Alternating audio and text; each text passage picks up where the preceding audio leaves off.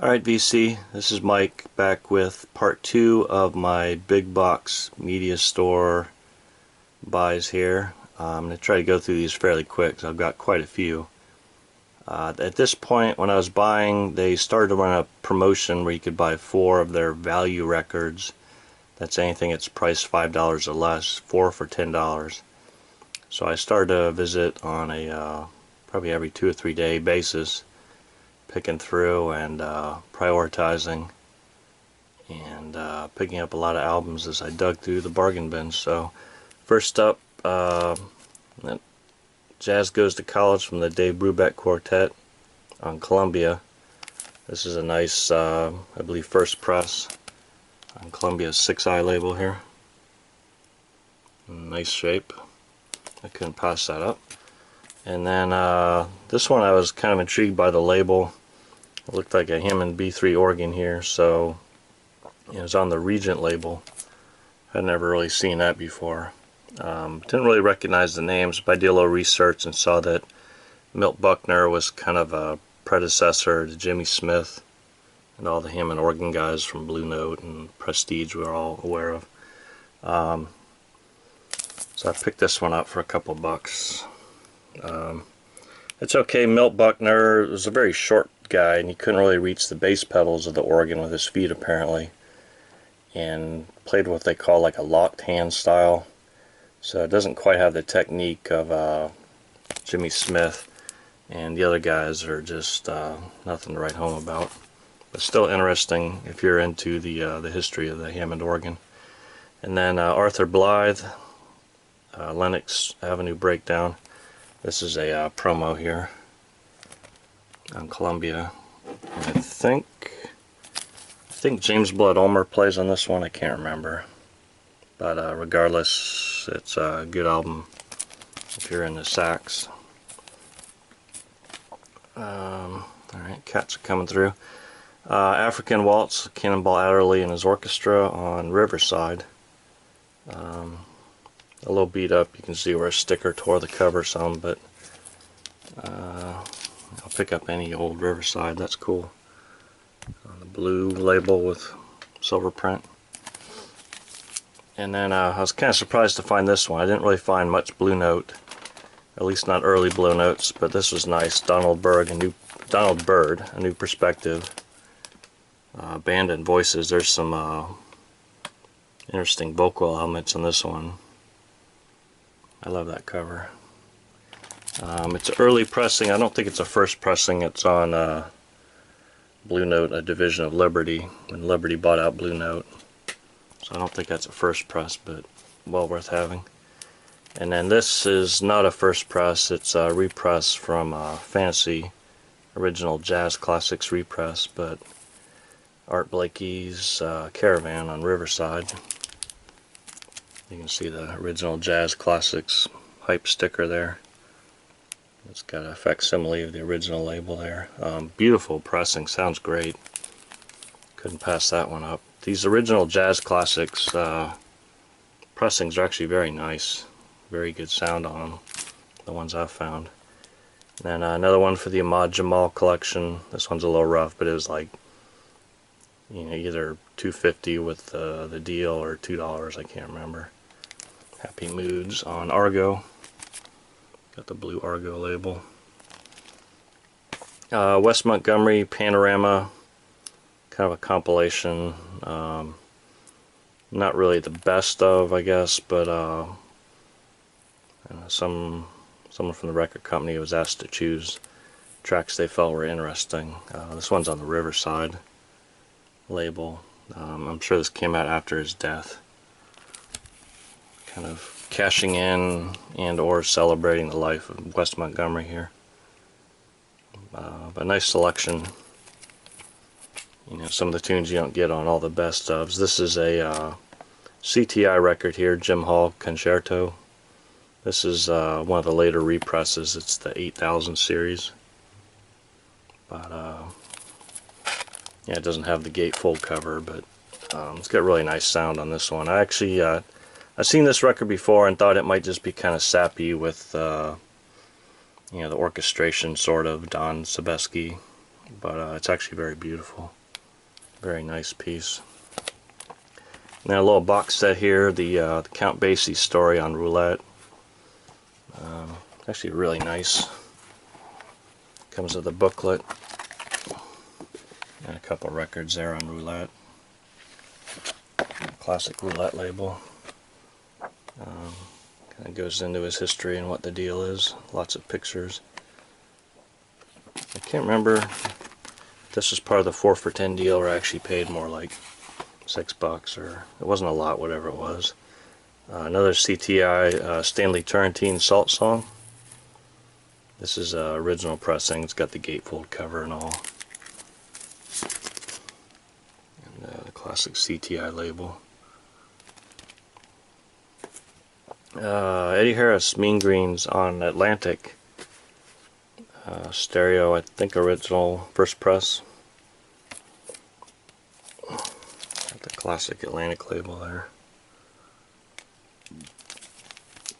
And then this one, the cover's got a little tear on it. And the record's a little rough, a little scuffed up, but I think I paid maybe $5 for this one, or $6, something like that. It's got the dark blue Prestige label with the trident there. I'm not going to pass up a early Prestige. The quintet, Herbie Hancock, basically the Miles Davis quintet with who was it, Freddie Hubbard taking over Miles' part here. This is probably from about 1979, 1980, I think. Double album here.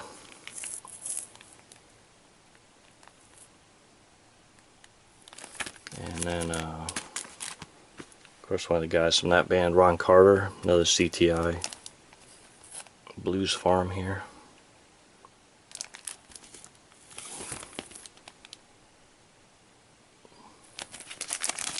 Bobby Hutcherson. There's a later Blue Note pressing, I think. The view from the inside. Yeah, kind of when the covers got a little funky and not their classic Blue Note look to them. It's got the big blue B there on the label, inner label, I'm sure. And then this one, I think I actually got this one out of their little table where they had kind of their featured albums. I think I paid something like $8 or $10 for this one, maybe. Or maybe, I don't know, maybe it was in the 4 for 10 deal. But this is Klaus Doldinger, however you pronounce it. Early record of his on Philips. His award-winning German jazz quartet. Got that cool multicolor Philips label. There's actually some really good organ work on that one. Can't remember who the organist is, but. And then I don't really look through 45s much, but I found this little one. It's Jimmy McGriff on Solid State. Little promo 45. It's actually in really good shape. 50 cents there. And a couple on A&M Horizon. This is David Liebman. He played in Miles Davis's band. This is called Sweet Hands. I think it's got Trillick Gertu or Badal Roy, maybe. Yeah, I think it's Badal Roy. Indian tabla player on this one. They're neat little kind of gatefold deals, a lot of notes, a little bit of sheet music in there, and then the record slides out from the inside. Kind of unusual setup. A real pain in the butt once you have it inside a Blake sleeve or whatever. I'll set that aside. Another one on the same label, Sonny Fortune, who'd also played with Miles, I believe. This is Awakening. Cover's kind of beat up, you can see, but it's a good album. Good kind of little funky, little fusion. And kind of a classic saxophone player, Wardell Gray. Died a tragic death. I think he was on tour with someone in Texas or Nevada or something and didn't make it to the show, and then they found his body out in the desert. A very talented saxophone player. This is Wardell Gray plus Errol Garner on the crown. Kind of a budget label there. They did a lot of reissues of previously released material, and then sometimes they had some exclusive material. Just kind of a no frills label here. It's worth picking up just to hear. Saxophone player you don't normally hear much of. And then this on the Jazz Tone Society label, which I think was like a mail. They'd send these in the mail or something. You subscribe to it and they mail it. Some great musicians on this: Stan Getz, Jimmy Rainey on guitar, Horace Silver on piano, Al Haig on piano, Roy Haynes on drums. Can't pass that one up. I really like the labels on these, on the records here. They actually have the list of musicians for each side. They got that cool logo there. They're really thin records, but the sound's actually pretty good on those. I can't complain. Bill Doggett and his combo. He's kind of like an R&B guy, but if you really like the Hammond organ, he's a guy worth looking for here. This is on Columbia, the 360 sound label on the vinyl. I'm not going to pull it out, but interesting stuff. Something besides jazz here, a little Traffic, Mr. Fancy, an early US pressing on United Artists. Got that cool pink and orange label there. Some more CTI. You see a lot of CTI around, but if it's cheap I pick it up. Diodato and Airto in concert. Oops. And then some more rock. The Ventures on stage. It's early pressing, maybe first pressing on Dolton. I always pick up Ventures if I find it in really good shape.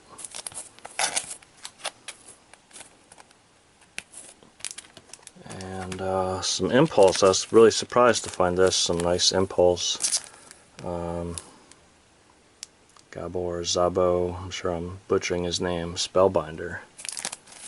That's the nice Impulse gatefold cover. Got the classic, one of the first pressing labels here. And then some early Atlantic, Herbie Mann. Of course, he'd been around for a while on other labels, Savoy and Bethlehem, I believe, but this is an early, kind of early record before he got into the real funky stuff in the late 60s and 70s. This is a white label promo in Atlantic here. And then some more Traffic. Early US pressing here. On Island, looks like. And then Dave Burrell on Arista Freedom. Piano player.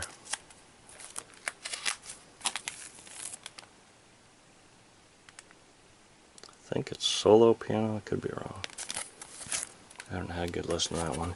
Okay, and then one day I went into the store. I was actually with my wife and daughter and just wanted to poke through the vinyl real quick and have a look in case I saw something new, and lo and behold, they had restocked all the value vinyl.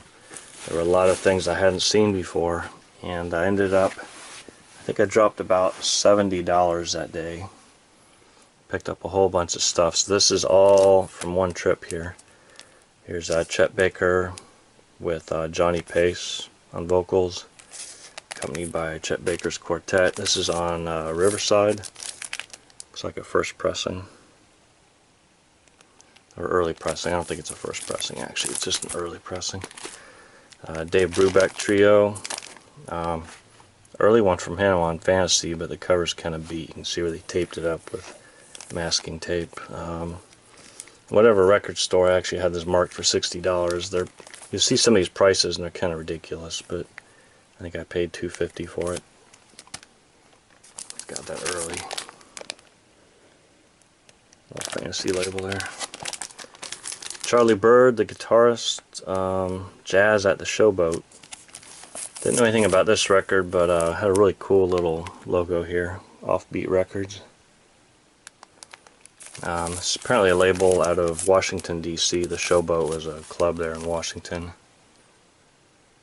I really love that cool label there. Pretty good stuff. And then a lot of stuff on Verve, West Side Story, Oscar Peterson Trio's version of it.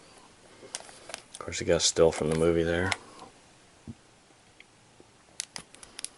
And then a Prestige first pressing on the Fireworks label, yellow and black Fireworks label they call it, of Eddie Lockjaw Davis and Shirley Scott on organ. It's kind of beat up and rough, but for $2.50 I couldn't pass it up even without the actual cover. I actually have a copy of this with the cover that's in pretty good shape, but I wasn't going to leave it behind. And then Tony Barra and Quintet, hadn't heard of him before. It's on the Treasure label, a small independent label I hadn't heard of before, but the reason I bought this was actually for the guitar player, Joe Puma. Got a jazz guitar player of some renown. And then original Atlantic pressing, Mose Allison. I don't worry about a thing. I'm not really into vocal jazz, but listen to some clips on YouTube. He actually plays piano and sings. And it's about half vocal, half non-vocal on this one. Pretty good. The Atlantic red and plum label there. Couldn't pass that up for $2.50 or whatever. Some Stan Getz on Verve, What the World Needs Now. Playing Baccarat and is it Hal David, I think. And on United Artists, this is Cole Porter's Can Can and Anything Goes. Benny Carter and Hal Schaefer. Really cool cover there. Kind of repeating motif. On the United Artists label, got that cool multicolored label there. Another Verve, this is the jazz version of How to Succeed in Business Without Really Trying by the Gary McFarland Orchestra. He was a young guy who kind of built his name up doing arrangements and orchestrations, but another guy who died an early death, I believe, unfortunately. And then more Herbie Mann. This is later, I believe, on Atlantic. And he hooked up with some musicians from Memphis. This is his Memphis Underground. Got the later Atlantic label there. Funky album. On the Uptown label, this is Pepper Adams. Live at Fat Tuesdays. With Kenny Wheeler, Hank Jones, Clint Houston, and Louis Hayes. It's kind of a audiophile, small label in the 80s, Uptown. If you're into especially CDs and remastering, you might recognize the name Malcolm Addy. Does a lot of remasterings for like original jazz classics. And then in early Atlantic, this is the Modern Jazz Quartet at Music Inn with guest artist Jimmy Giuffre. And that is on the old Atlantic Black label. Definitely could not pass that up for $2.50. Some Pacific Jazz, World Pacific records here. This one, World Pacific, it's Billy Larkin and the Delegates. I think, from what I remember, he was an organist. This is a little more like R&B than just straight ahead jazz, I think. I can't remember, it's been a while since I listened. Michelle, this is Bud Shank on World Pacific. This one's actually, it's on the World Pacific label on the outer sleeve, but then the label is Pacific Jazz. Kind of interesting. And then this one's on Pacific Jazz. Roger Kellaway with Tom Scott on sax. On the later Pacific Jazz logo there. This is when they were a division of Liberty Records, kind of like Blue Note. Got bought out by Liberty. Some more Verve, Jimmy Smith, the Hoochie Coochie Man, arranged by Oliver Nelson. You know, all of his stuff on Verve pretty much seemed like it had arrangements and strings or horns added. It's still good stuff. I still enjoy it. Another Jimmy Smith, Who's Afraid of Virginia Woolf. This one arranged by Klaus Ogerman and Oliver Nelson. And another Jimmy Smith, Respect. Showing off his kung fu moves here. Can't remember if this is a straight up date or if he's got orchestration on that one too. And then some Ramsey Lewis on Cadet. Cadet, previously the Argo label, changed the name. Recorded at the Lighthouse in Hermosa Beach, California, the famous jazz club on the West Coast. Excellent record. And then a Herbie Hancock double LP collection on Blue Note. The Blue Note reissue series here. Lots of tracks for $2.50. Couldn't pass that up. And then on the Flying Dutchman label, which was Bob Thiel's label after he left Impulse. A very nice label. You got the same kind of gatefold covers as the early Impulse. Nice laminated outer cover there. Very nice. Some Charles Lloyd on Columbia. I think if I remember right, this kind of came out. I think this was like a reissue of some earlier recorded material with Chico Hamilton plus some newer material. Can't quite remember what the deal was, but had to have that for the collection. And then finally, for this video, The History of Wes Montgomery. Kind of another album either cashing in or celebrating the life of Wes Montgomery after he died here. And this one is on Verve. So it's his recordings for Verve, DJ. Copy here, not for sale. Alright, so that's it for part 2, and I'll be back with part 3 coming up soon.